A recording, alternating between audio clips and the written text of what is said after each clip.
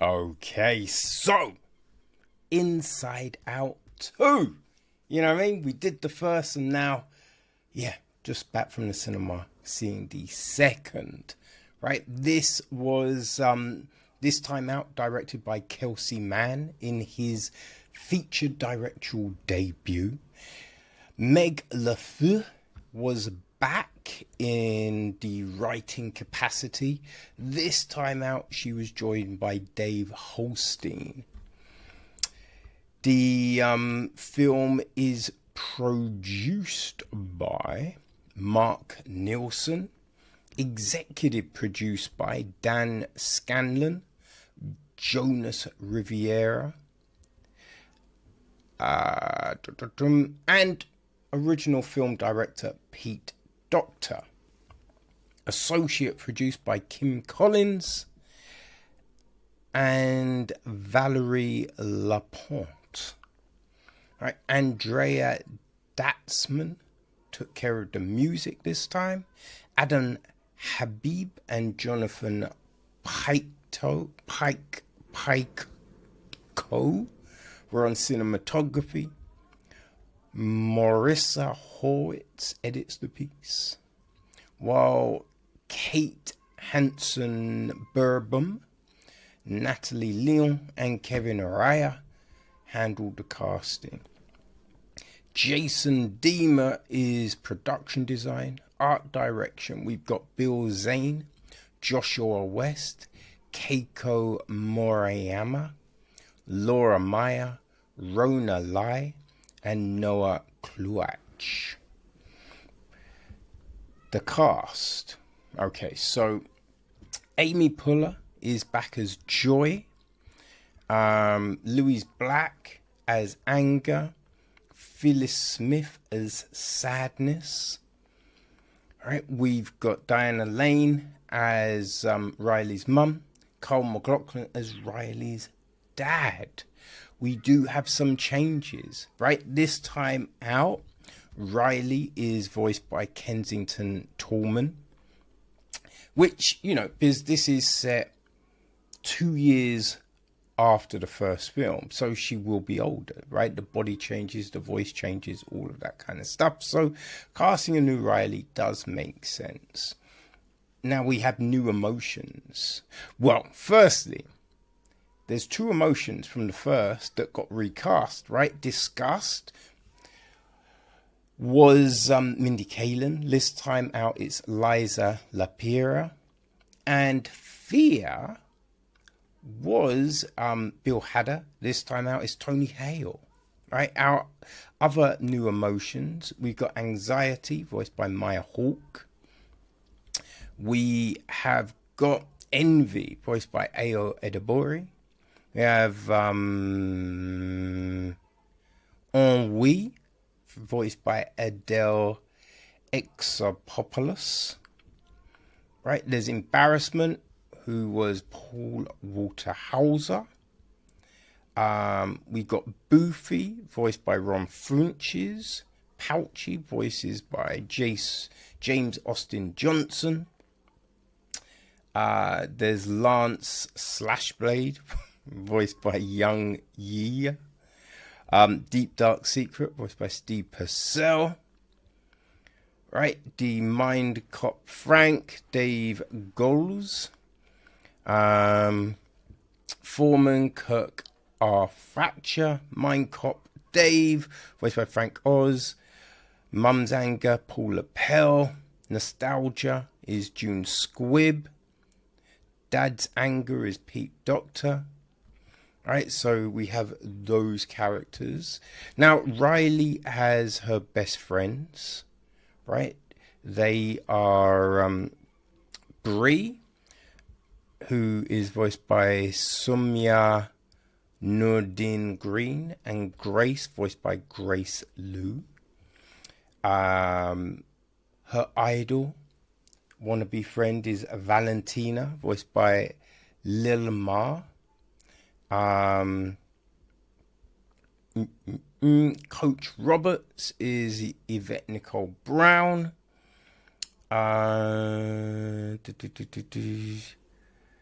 Yeah, I mean, there's other people, right? But I think that's our main lot.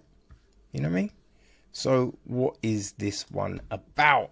Teenager Riley's mind headquarters is undergoing a sudden demolition to make room for something entirely unexpected.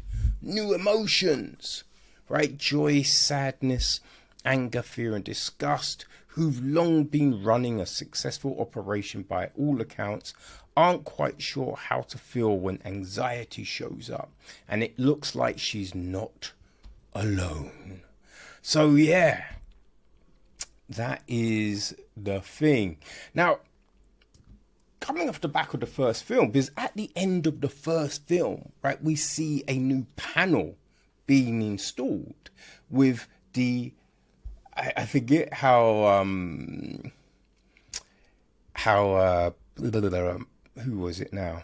It was Fear, I think. No, it was Disgust. How Disgust said it, but it was puberty. There was a big puberty button, and she pronounced it in a certain way, right? But yeah, there was more buttons and everything. So having the new panel at the beginning was a bit like, I thought that's what we did at the end of the first, but it doesn't really matter. But we have these new emotions coming in, which, it was good, and also because, teenagers, I mean, right? The way everything is all over the place, right? And you're thinking about things, but then suddenly other things start coming onto the radar, so it made sense, right? In this one, I did the visualization of sarcasm and the rumor mill, right? That was amusing. That was amusing. I did smile at those things. And, this, right, framing it around hockey camp, right, and the change of schools with her friends. And this, I think it made sense as a story device because it gives you a lot of soil to till, as it were, So that was all good. That definitely was all good. I think as well, this time out, there was definitely more diversity, which was cool. That was all good. I like that. It makes things a bit more interesting and kind of realistic sometimes when you think about where people are living, especially if they're living in fucking San Francisco. You feel me? You know what I mean? So we have all of this. So that was all fine.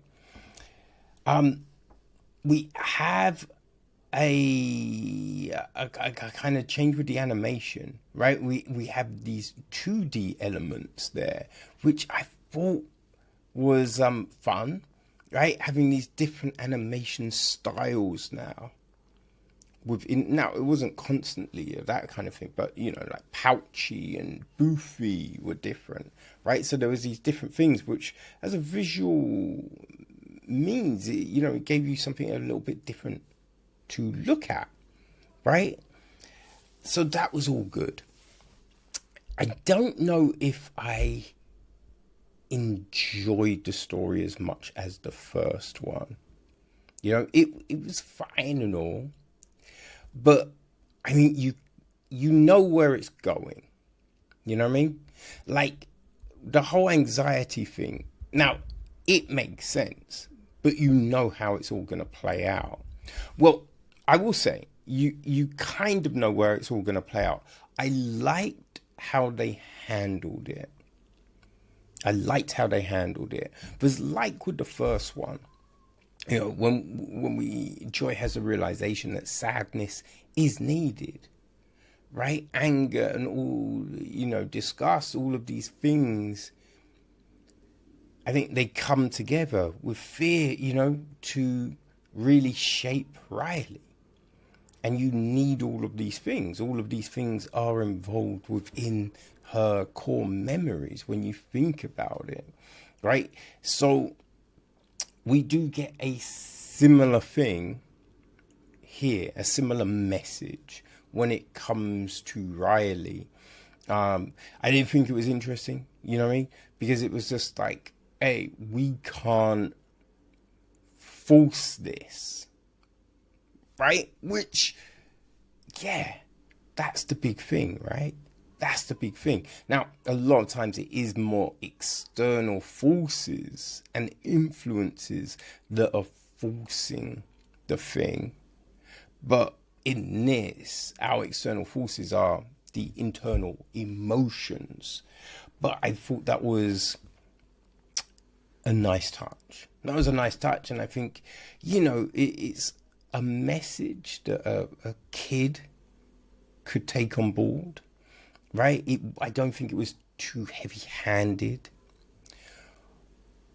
People, what was so frustrating about this film for me wasn't the film itself, was the fucking screen. Oh my god, it wasn't a full screen by any means. So, you know, it was kind of empty, which, you know, I try and go to like screenings where there's no one in, but there were a few people in with their kids, because it's, you know, essentially a kid's film, right?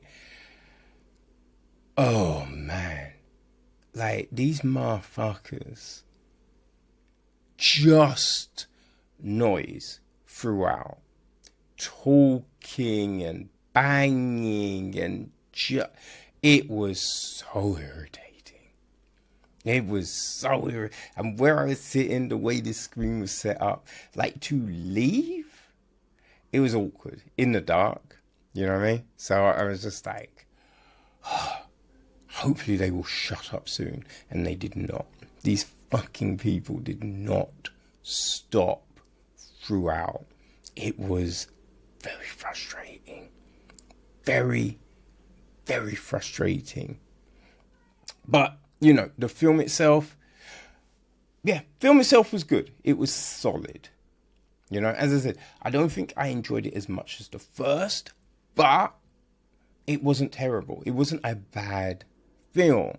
It was still very good, right? The way, you know, certain things were depicted, the anxieties, the different thoughts that a teenager would have. All of that fit, right? Nothing felt like, that was a bit stupid. You know what I mean? So all of that works. Like the way they, as I said, you know, sarcasm, rumor mill, like the different things, like when Joy's going through Riley's head and she's like, oh, me and Fear, we were here before. And then it's all, you know, there's changes, right? And you're like, yes, because it wouldn't be like that. Right? Things do change as you get older. So all of these things, right? The, what was it? It was, Mount